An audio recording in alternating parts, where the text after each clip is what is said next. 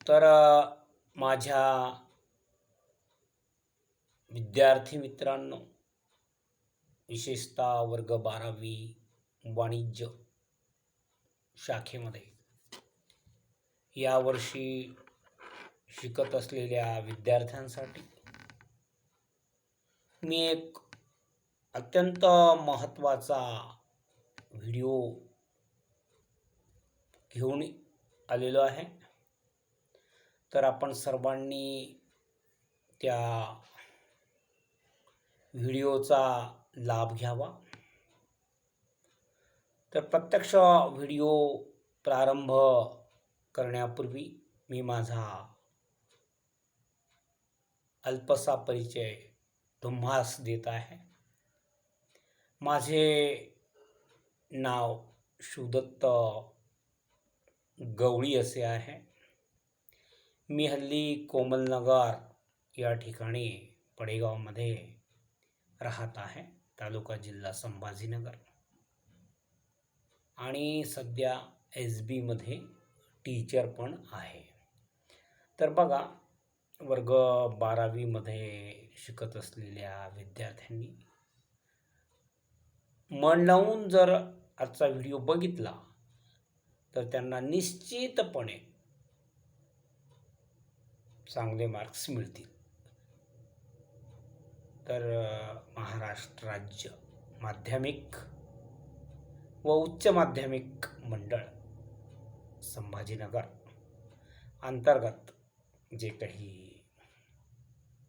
ज्या काही बोर्डाच्या परीक्षा घेतल्या जातात, त्या परीक्षेच्या दृष्टिकोनातून अतिशय महत्त्वाचा भाग मी आपणाला समजावण्याचा प्रयत्न करत आहे, समजून सांगण्याचा प्रयत्न करत आहे. समजावण्याचा म्हणण्यापेक्षा समजून सांगण्याचा प्रयत्न करीत आहे. तर बघा, मात्र या प्रसंगी मी आणखी एक विनंती करू इच्छितो की ज्यांना माझा हा व्हिडिओ आवडेल त्यांनी लाईक करा, कमेंट्स करा, शेअर करा, सबस्क्राईब करा आणि बाजूच्या आयकॉनला क्लिक करायला मात्र विसरू नका. तर बघा, मग व्यवस्थापनाचे सिद्धांत. तर प्रत्येक परीक्षेला, 12वी बोर्डच्या प्रत्येक परीक्षेला यावर प्रश्न विचारला जातो. हेनरी फेयल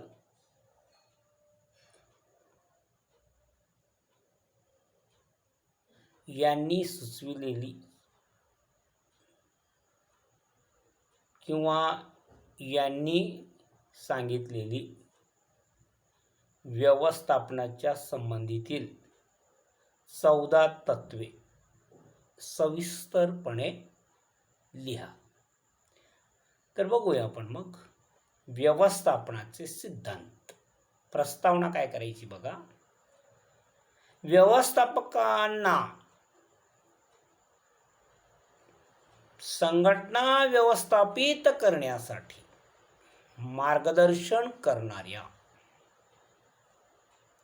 सर्वसाधारण नियमांचा संच म्हणजेच व्यवस्थापनाचा सिद्धांत होय.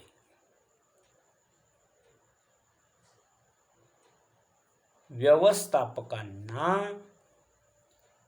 संघटना व्यवस्थापित करण्यासाठी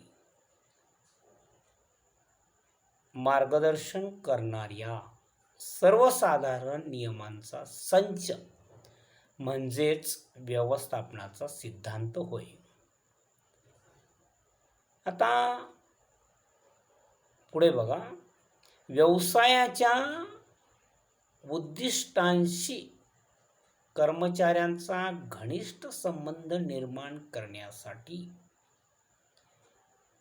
व्यवसायाच्या उद्दिष्टांशी कर्मचाऱ्यांचा घनिष्ठ संबंध निर्माण करण्यासाठी आणि ती उद्दिष्टे प्रभावी मार्गाचा अवलंब करून मिळविण्यासाठीचे स्पष्टीकरण म्हणजे सिद्धांत होय.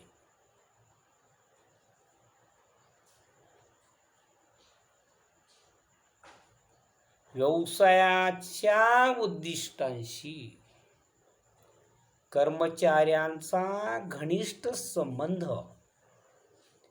निर्माण करण्यासाठी आणि ती उद्दिष्टे प्रभावी मार्गांचा अवलंब करून मिळविण्यासाठीचे स्पष्टीकरण म्हणजे सिद्धांत होय.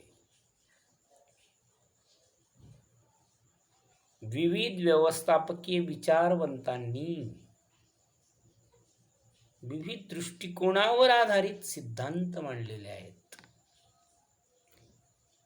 विविध व्यवस्थापकीय विचारवंतांनी विविध दृष्टिकोनावर आधारित सिद्धांत मांडलेले आहेत. पुन्हा बघा, विविध व्यवस्थापकीय विचारवंतांनी विविध दृष्टिकोनावर आधारित सिद्धांत मांडलेले आहेत.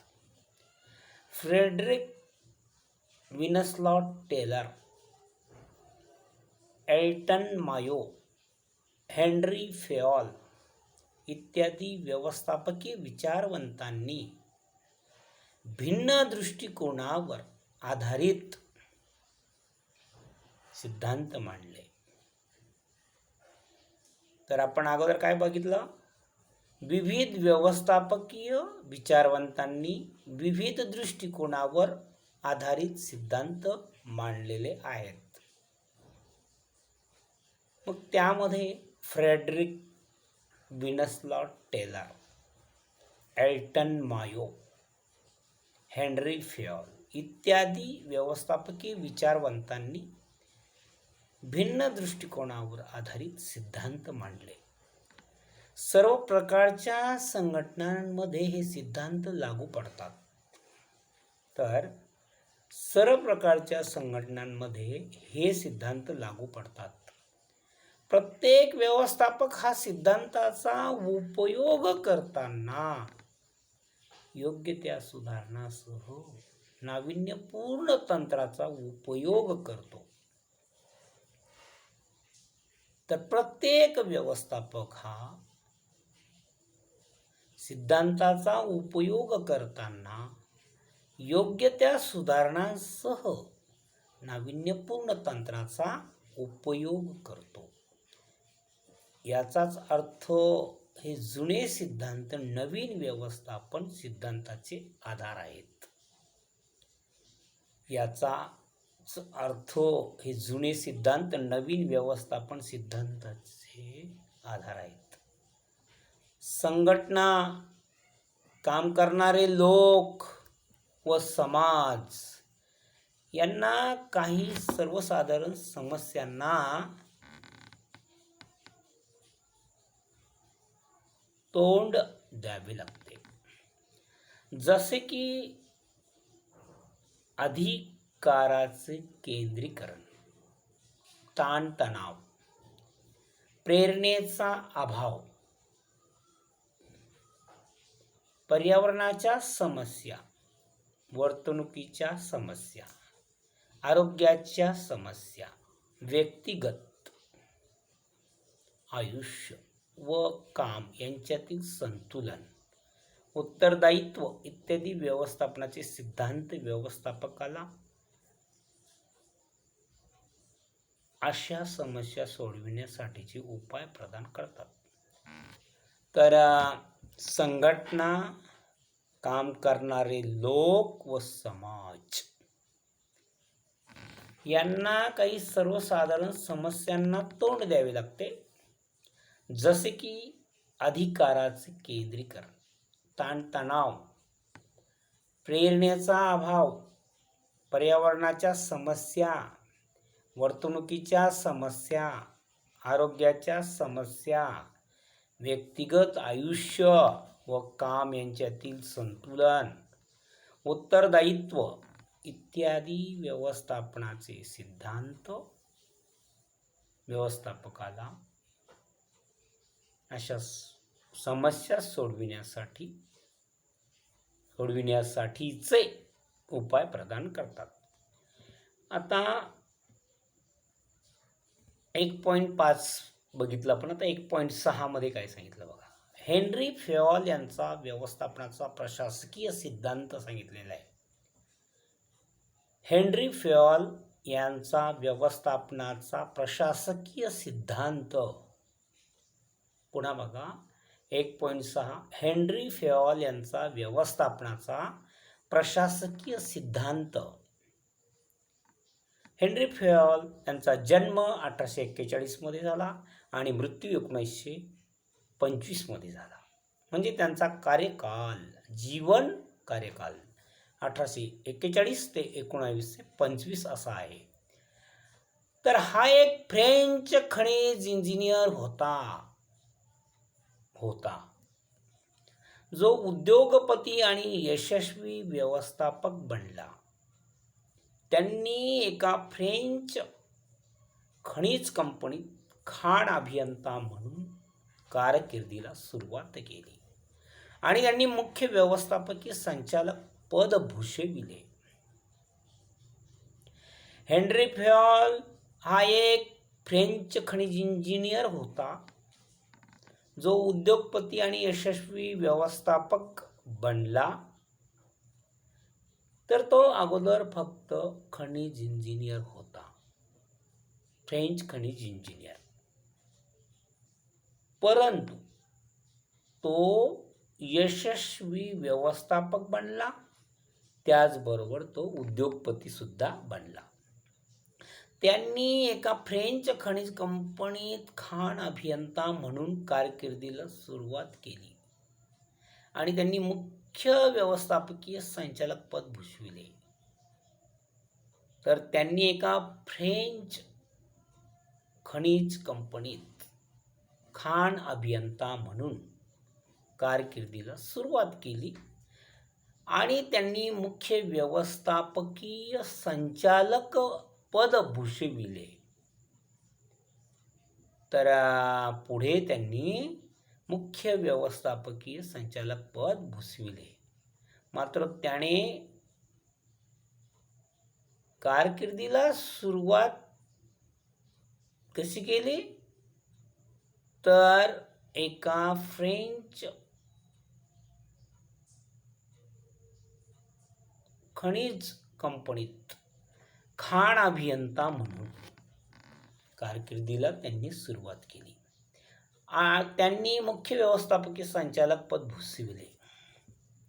संघटनेत असंख्य प्रयोग व निरीक्षणे केल्यानंतर फेयॉल यांनी 14 तत्वे विकसित केली. संघटनेत असंख्य प्रयोग व निरीक्षणे केल्यानंतर फेयॉल यांनी 14 तत्वे विकसित केली. ही तत्वे त्यांच्या जनरल अँड इंडस्ट्रियल ॲडमिनिस्ट्रेशन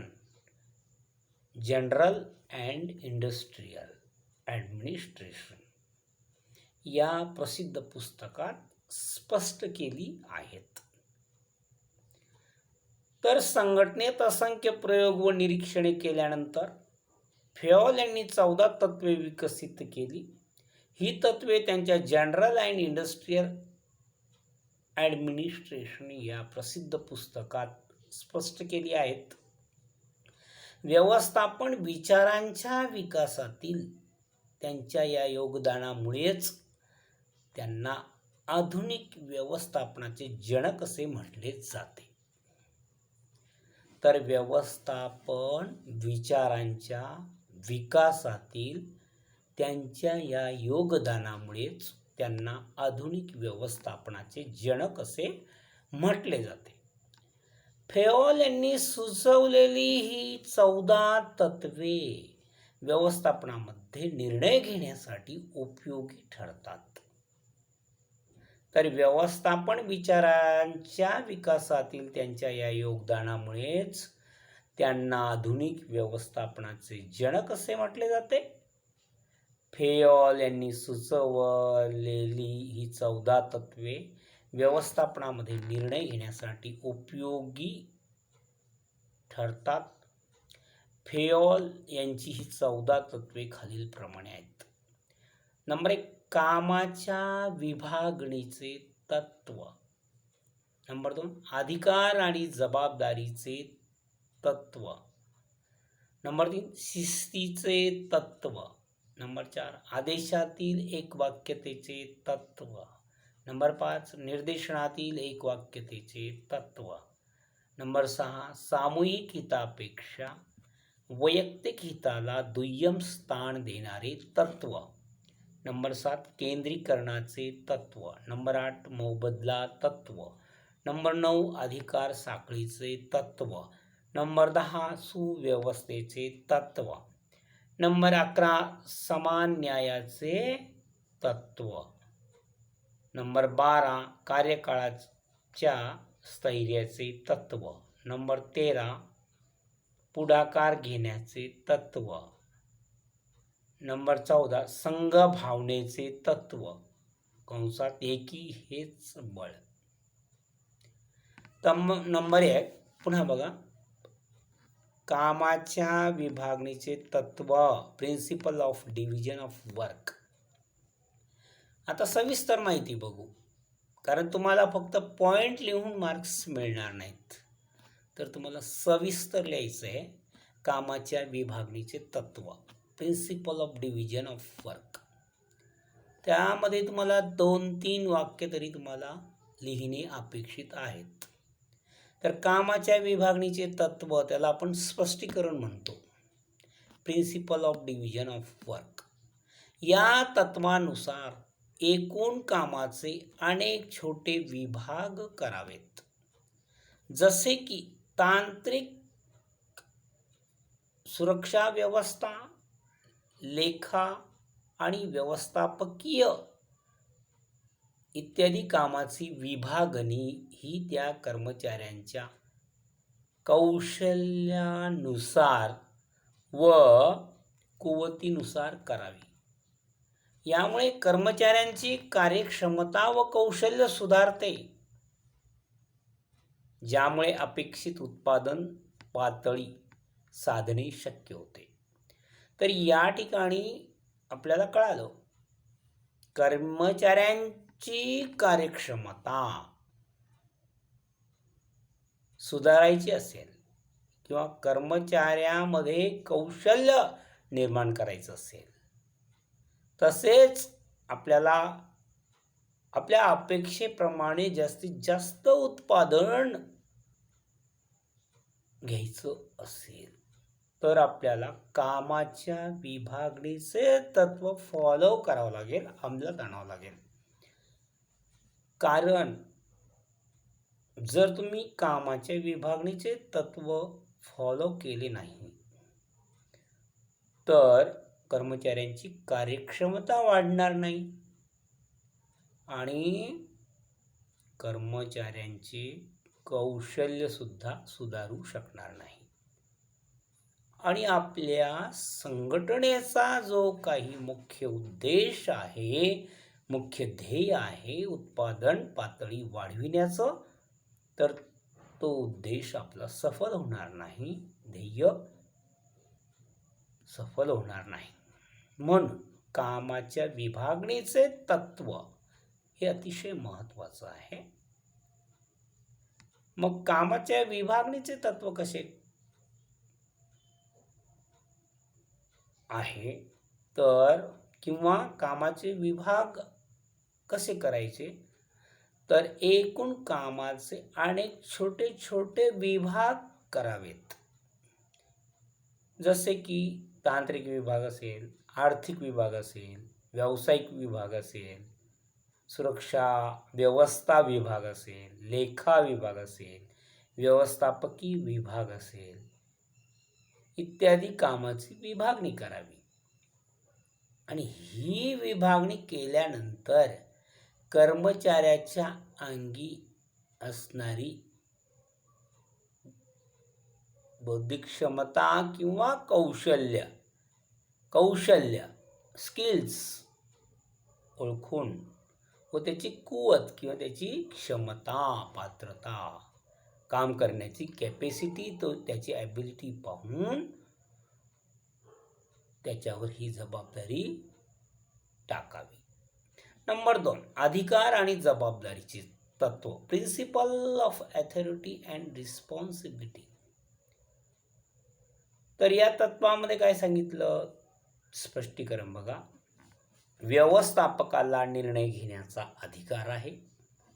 हाताखालच्या लोकांकडून योग्य प्रकारे काम पूर्ण करून घेणे आवश्यक असते.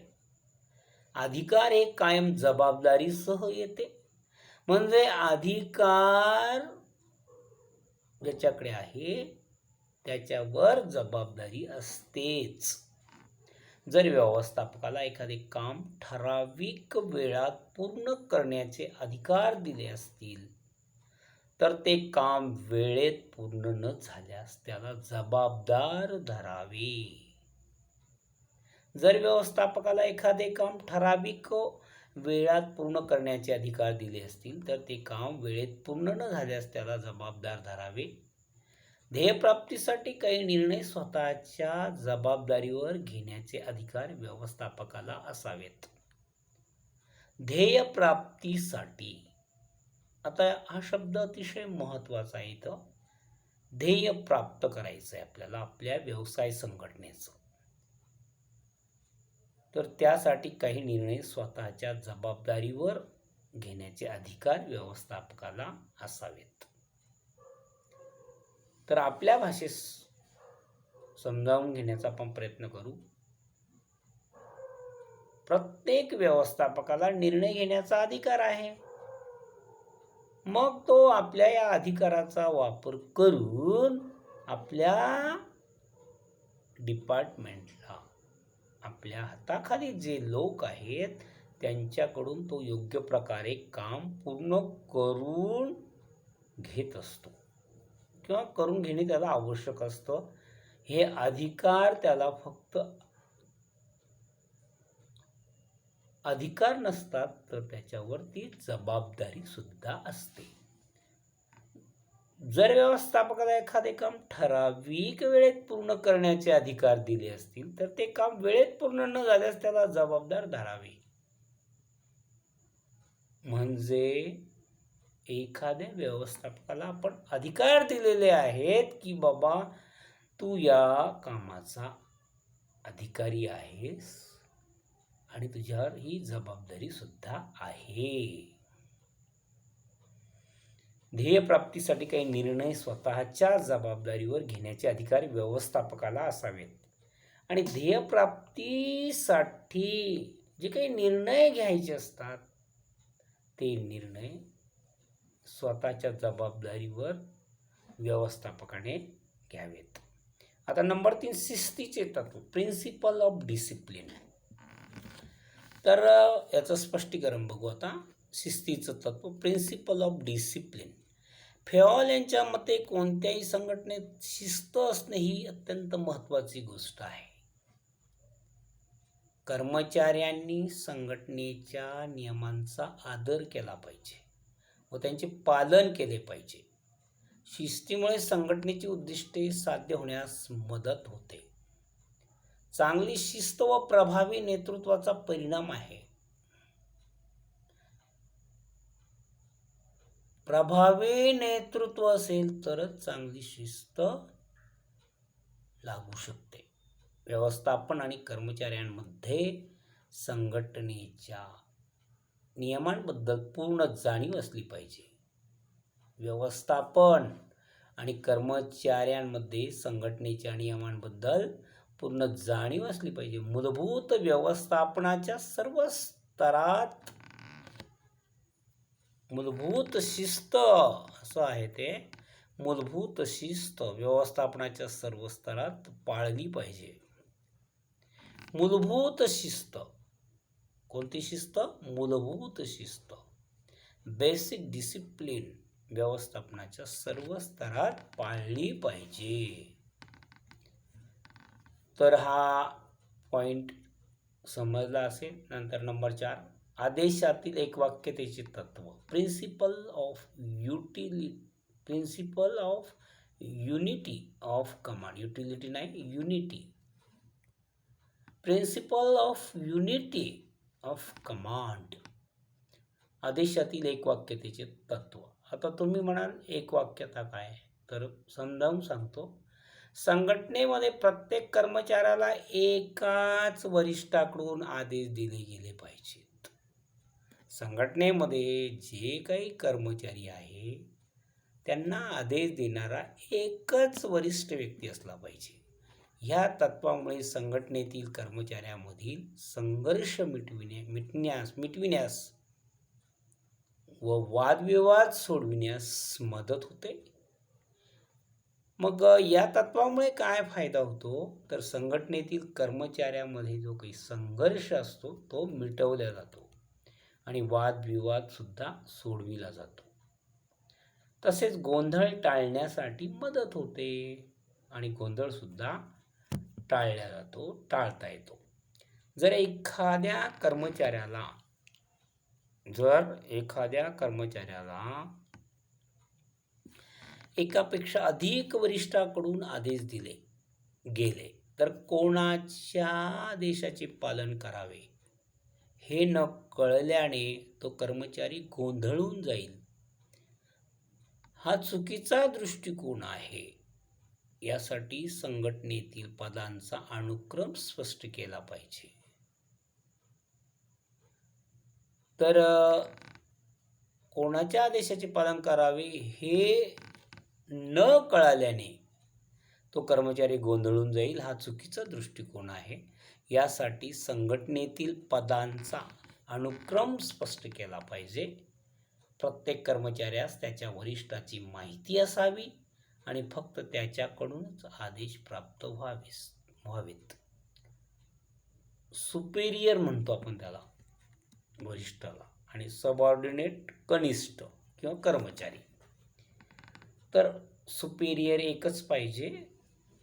अनेक सुपेरियर असेल किंवा 2-3 असेल आणि कर्मचारी तर अनेक असतातच.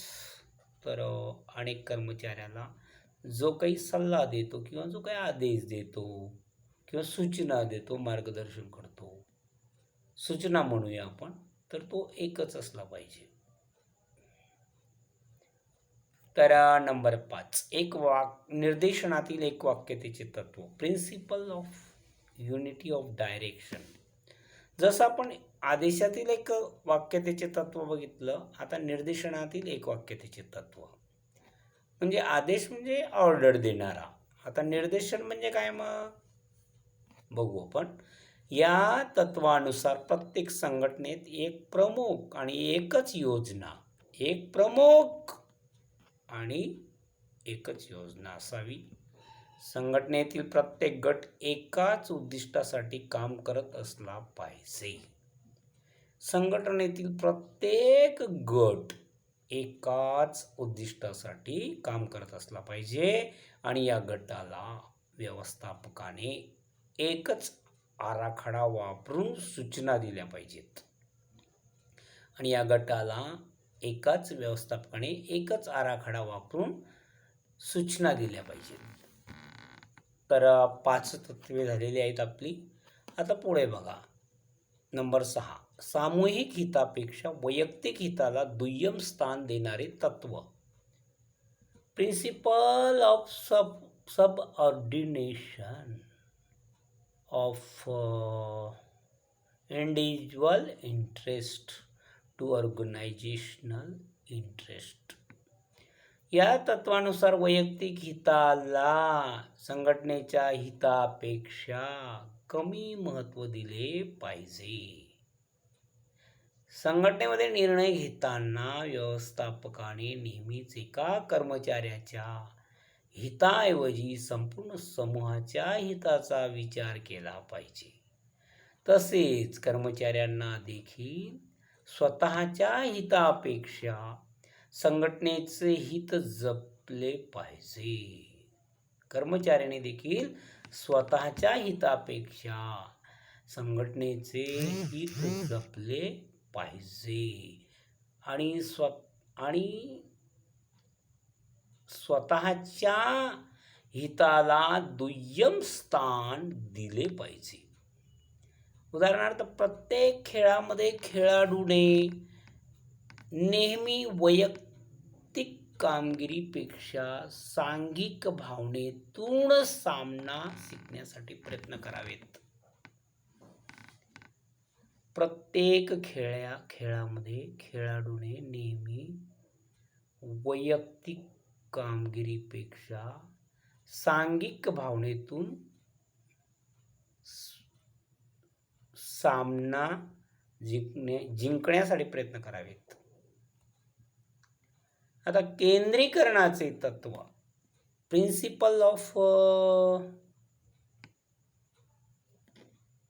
सेंट्रलायझेशन.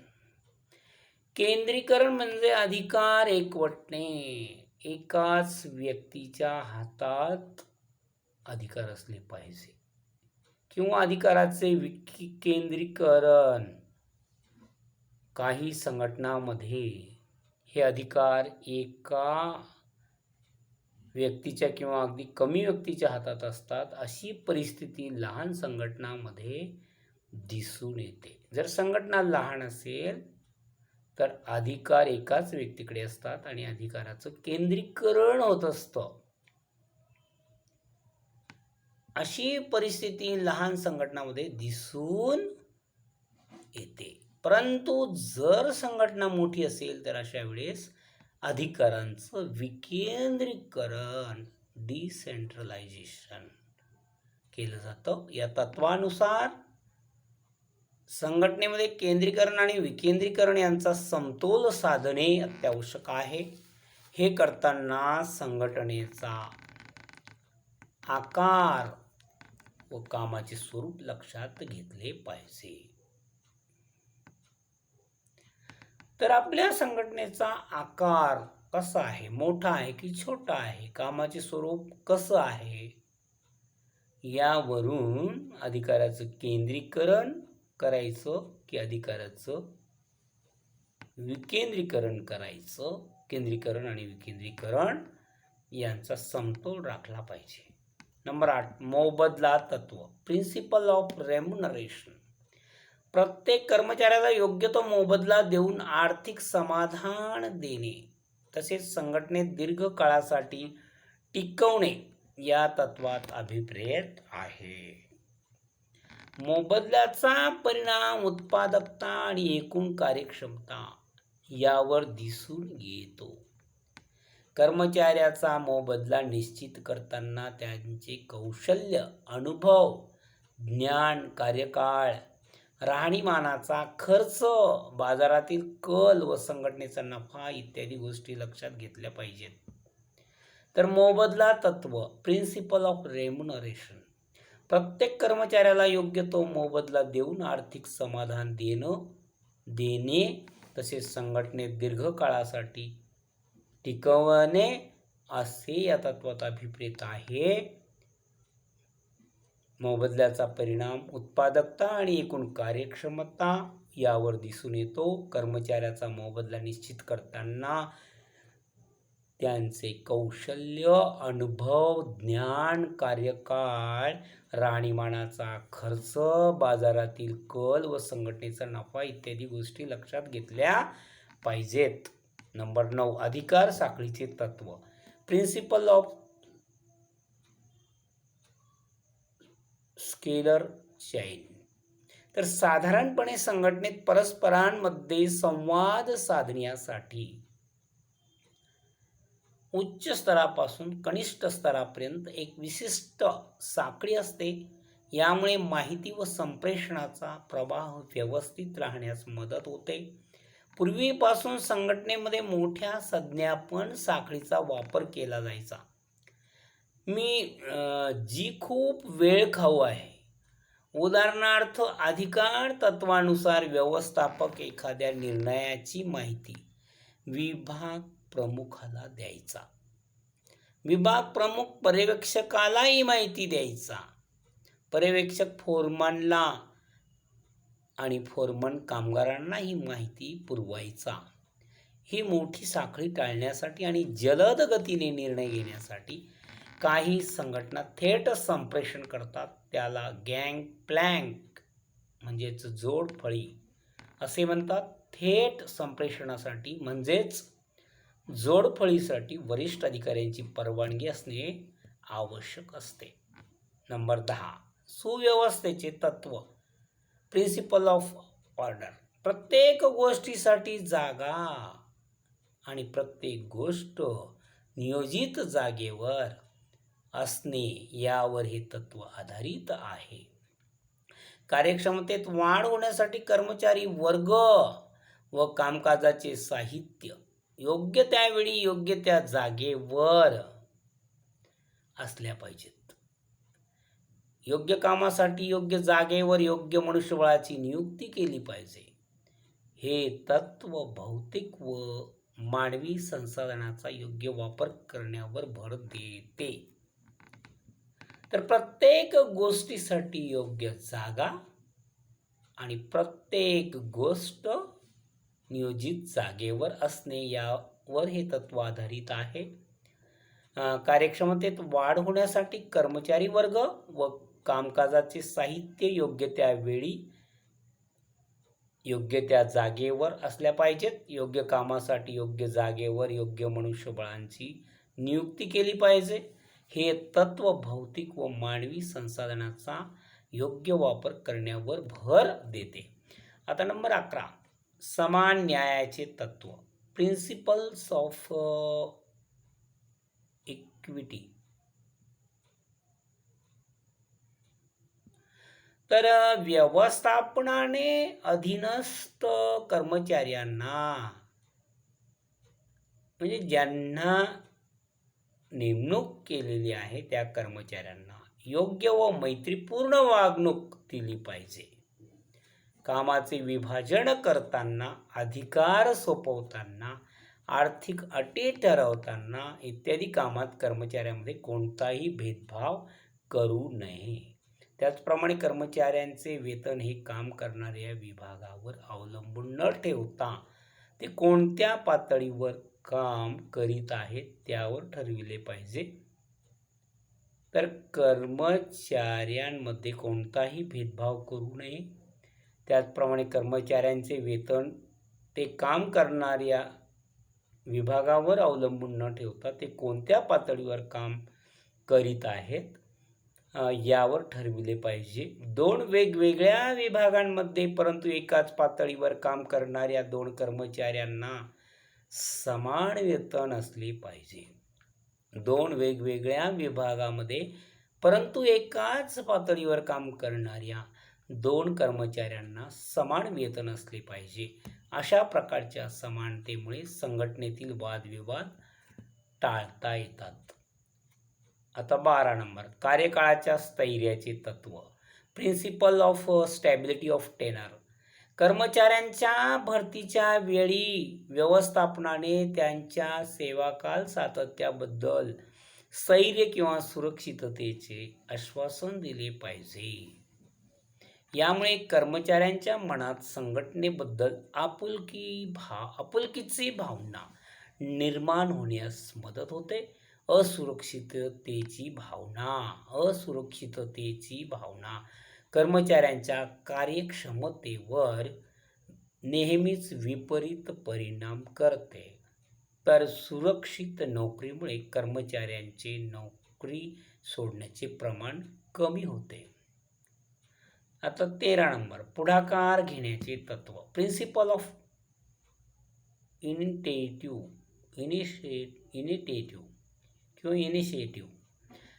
तर पुढाकार काही इनिशिएटिव्ह आहे ते. तर पुढाकार म्हणजे नाविन्यपूर्ण मार्गाने काम करण्यासाठी स्वयंप्रेरणेने पुढे येणे. कर्मचाऱ्यांना नवीन कल्पनांवर विचार करण्याचे व त्याच्यावर काम करण्याचे स्वातंत्र्य दिल्यास ते दिलेले काम करण्यासाठी पुढाकार घेतात.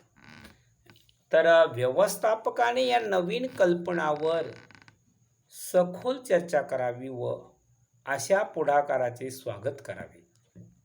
ह्यामुळे संघटनेमध्ये निरोगी वातावरण निर्माण करण्यास मदत होते. तर हे तत्व पुन्हा एकदा आपण बघू. पुढाकार घेण्याचे तत्व, प्रिन्सिपल ऑफ इनिशिएटिव्ह. पुढाकार म्हणजे नाविन्यपूर्ण मार्गाने काम करण्यासाठी स्वयंप्रेरणेने पुढे येणे. पुढाकार म्हणजे काय? नाविन्यपूर्ण मार्गाने काम करण्यासाठी स्वयंप्रेरणेने पुढे येणे. कर्मचाऱ्यांना नवीन कल्पनांवर विचार करण्याचे व त्याच्यावर काम करण्याचे स्वातंत्र्य दिल्यास ते दिलेले काम करण्यासाठी पुढाकार घेतात. कर्मचाऱ्यांना नवीन कल्पनांवर विचार करण्याचे व त्याच्यावर काम करण्याचे स्वातंत्र्य दिल्यास ते दिलेले काम करण्यासाठी पुढाकार घेतात. व्यवस्थापकाने या नवीन कल्पनांवर सखोल चर्चा करावी आणि व्यवस्थापकाने या नवीन कल्पनांवर सखोल चर्चा करावी. कोणत्या नवीन कल्पनांवर?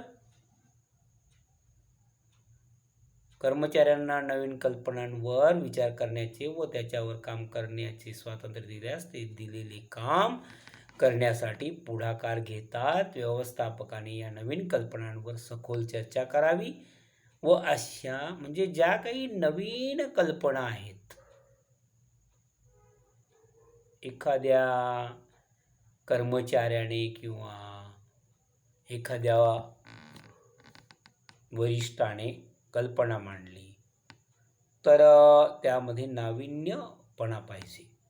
म्हणजे तो स्वयंप्रेरणेने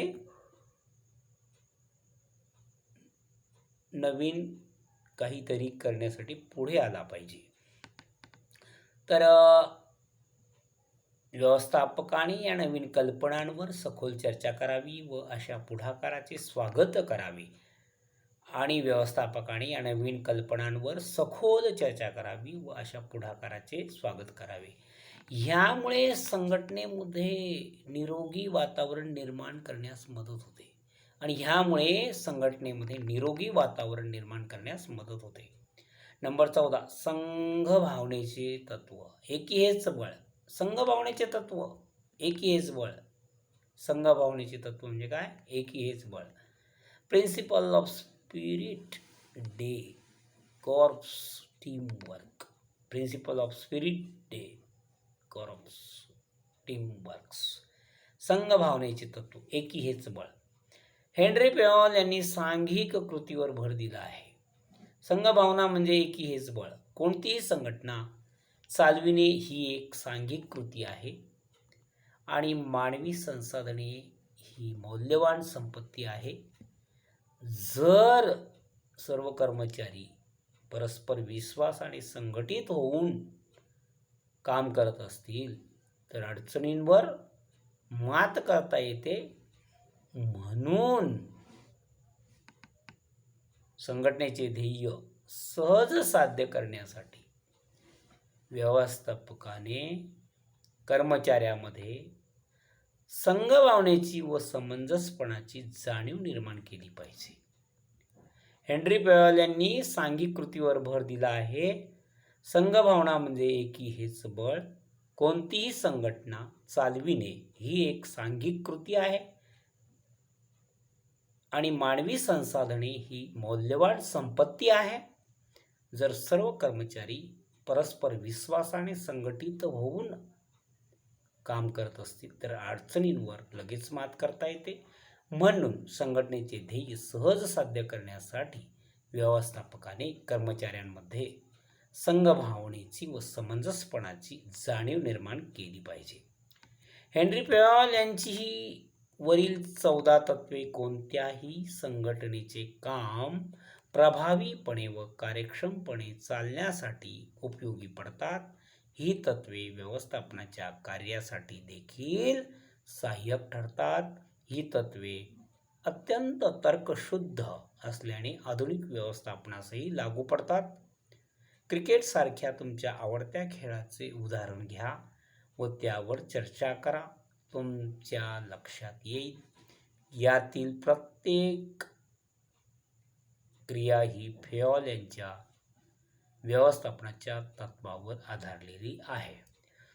तर मित्रहो, आता आपण थांबूया कारण वेळही भरपूर झालेला आहे आणि आपल्याला अपेक्षेप्रमाणे शिकवताही आलेला आहे. तर आता थांबूया आणि खरोखरच हा प्रश्न तुम्ही परीक्षेसाठी चांगला अभ्यासून ठेवा.